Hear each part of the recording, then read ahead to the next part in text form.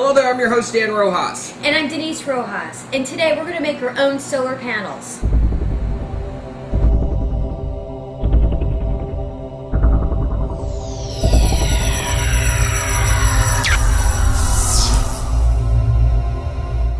This is the famous Harbor Freight solar panels that we've used in many of our previous videos.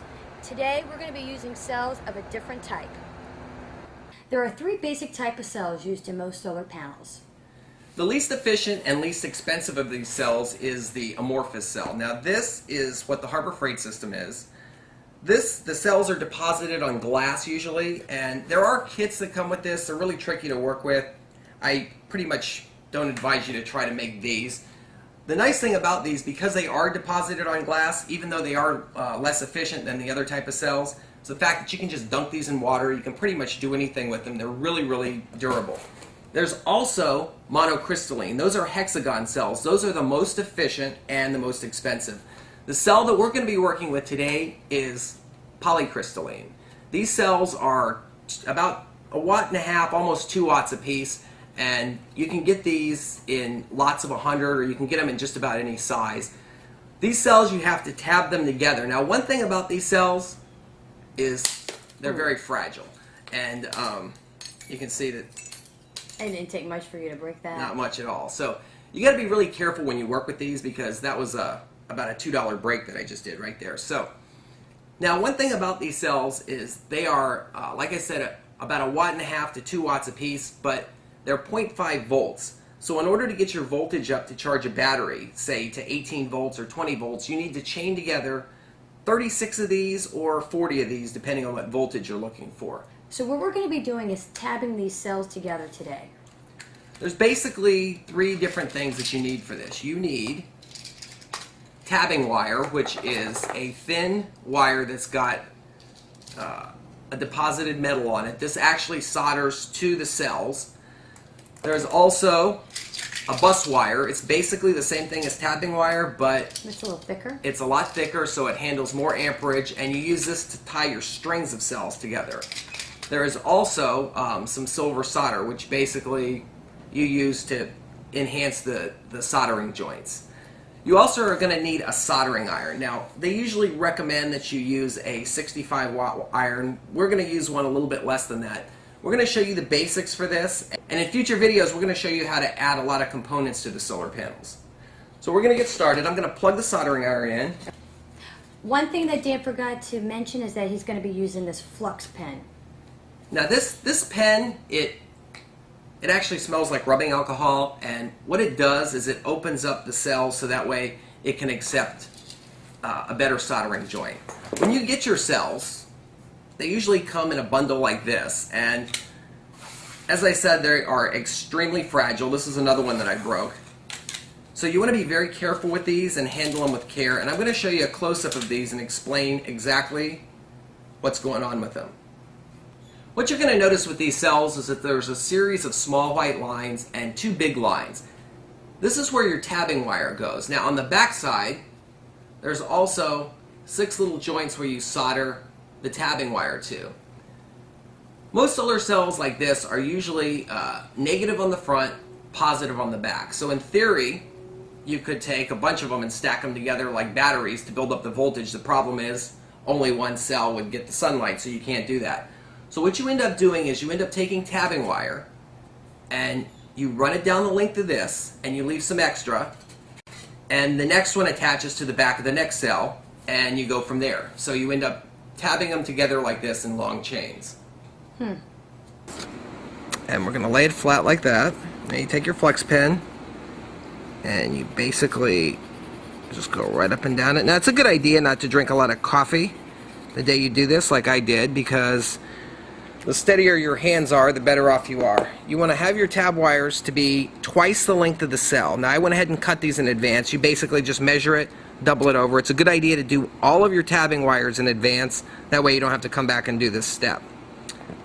Also, be careful with your soldering iron. I just grabbed it in the wrong spot and burned my fingers, so I'm going to have 2 nice blisters. But you basically try to get it started so you know where you're going to end. And you hold it down, and the tin that's on the outside of this should, or adhere to this, and you can see that that locked down. Now you're going to hold it the length just like I have it. You take your soldering iron and you hold it flat like this, and you just gradually work it down the length of the cell.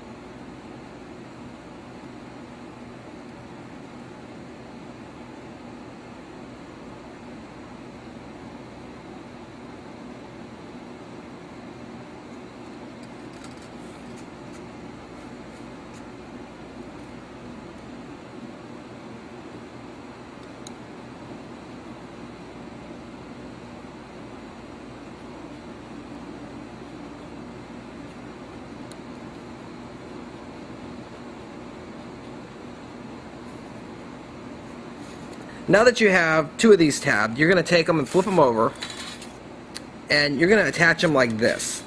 You're going to want to get this tabbing wire nice and flat, get it nice and straight, and you're going to arrange them like this. Now, it's a good idea to have a setup of exactly what you're doing. Some people will build a little form so that these are in a perfect straight line and they don't look like crap whenever you're done. But what you do is you bend the wire up and you take your flex pen and you want to put it on, get it going, put it on every single one like that. And now this is an area where the solder actually comes in, and you can actually use it for this. Basically, get yourself a nice little bead of solder on there.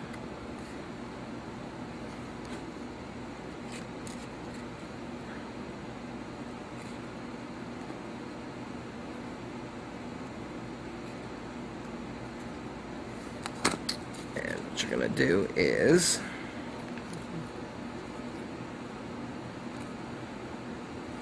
your tabbing wire position. Now I'm going to use a little clamp to hold it down because this wire does build up some heat. I'm going to get the first one in place over here.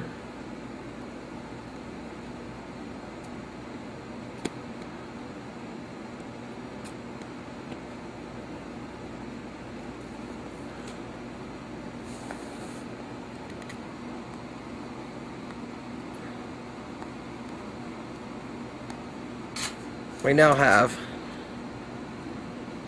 two cells that are joined together. So we're going to go outside and we're going to see if this produces 1 volt real quick, because you want to test these as you go along. The time to replace a bad cell is now versus once you're completely done with your project. Now the way that you want to test these is you attach your negative lead to the front, which is this tabbing wire here, and then you can touch pretty much anywhere on the back. Alright, so you basically take and we're going to test it. I'm going to touch this to the back of this, we're hooked here, and you can see that we're getting 1 volt out of this, which is, these two together produce the 1 volt. And if I cover them up, they drop. So these two panels, these two cells are actually good to go. So what you're going to have to do in order to get a something to charge 12 volt batteries like these over here, what you're going to have to do is you're going to have to do this 36 times total. So you're going to need 36 of them to get to the 18 volts that you need. So this is what we did just now. Got a couple blisters in the process. And you can see it's a pretty tedious process to do. Doing it this way comes out to be about $2 a watt, maybe a little bit less than that. As you can see, these are very fragile. They break easily. So you got to encase them really good. So you need to put a glass cover over them. You need to seal this so moisture doesn't get in there. There's really a lot to the DIY process with this. You also... To encase it, does somebody improv on that, or is there a professional case to use? We're going to be doing that in future videos. We're going to be actually trying different ideas in order to... you basically make a frame, encase it in glass, seal it so that moisture doesn't get in there. Some people will seal these in resins or waxes, and that's a good way too. You just... it is a pretty tricky process. I personally don't really see I don't really necessarily have the patience to do an entire panel. We're going to do it for a video. Well, it seemed a little bit hard to get the soldering and the strips on there just right. Well- But within time, it would come a lot easier. Yeah, it's definitely a practice thing. And our soldering iron, by the way, is not a good soldering iron for this. You want to buy a good one that gets a really good heat build up to it, and it'll be a lot easier. This It looks great, and so somebody would have to get this. How many times would they have to produce this? to charge a 12-volt battery, you would need to put these 36 of them to get to 18 volts, or if you wanted 20 volts, you would need to do 40 of these. So does it go in a row, or Well, how does that what work? people usually do is they'll do 18 of these, and then 18 of these, and then tie those together so that jumps the voltage up. Okay. And then the bigger panels, if you want to increase the, because 36 of these would produce about 60 watts, 65 watts. So the Harbor Freight system that we have outside is 45 watts. So if you put 36 of these together, make sure I'm doing the math. Yeah, if you put 36 of these together, you would have a more powerful system than the Harbor Freight out there. So it would cost you probably about $100 to do that with these cells, the tabbing wire. You have to take into the account that you're going to break some along the way. Okay. And then you have to add the case cost to it. Because sealing these, the Harbor Freight system has been out in the sun, it's been out in the rain, it's been dipped in water, some of the smaller panels, and they work fine. This is going to be up to you how well that works out. Can it be embedded in acrylic, or is that too? Yeah, you can encase this in resin. You can definitely do that, or Okay. different types of resin. You just want to make sure that the contacts all stay good together, that sort of thing. And it's really important to test these as you go along. They won't work. Also, you also need to add some blocking diodes to this because you don't want it to drain your battery. You need to make sure the voltage only goes in one direction. This process is good for somebody who's on a budget, who has a lot of time on their hands, and who is very patient and wants to do it yourself. If you're not that type of person, buying a pre-manufactured system, it's going to cost you probably double or a little bit more than that, but that's your call with it. So, Well, I definitely think it's worth completing as many as we have, and embedding it into something for a future video. right, we spent about $400 on 150 cells, a little bit more than that, and that's the equivalent of about 300 watts. So if we could get one together, a 300 watt solar panel is, well, we wouldn't do one, but if 300 watts of solar panels is pretty expensive to buy. So Yeah. it's just I think the challenge is worth the effort on it. you do get better at this, by the way. This was like the third one that I did, and again, the soldering iron, crappy. If you go to our website, we will have information on where you can buy all of this stuff. There's different people that sell it on eBay, that sort of thing. We'll have some links to that, and you can at least buy some cells, buy some of this stuff, and see if it's for you. That sounds great. I'm your host, Dan Rojas. And I'm Denise Rojas. Thank you for watching, and enjoy our videos.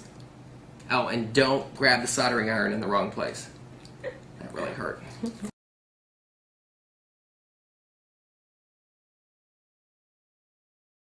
Okay. Go. So what we're going to be doing is tabbing these cells together today. That doesn't sound very good. Ready? Go. So what we're going to be doing is tabbing these together today. That doesn't sound good. Now at least. All right, the first thing you want to do when you do this is take your flux pen and just push it down like this.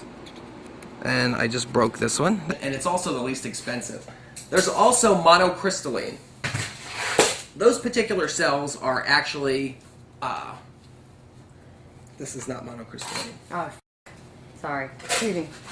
Now what you're going to want to do is you're going to want to take this, you're going to want to,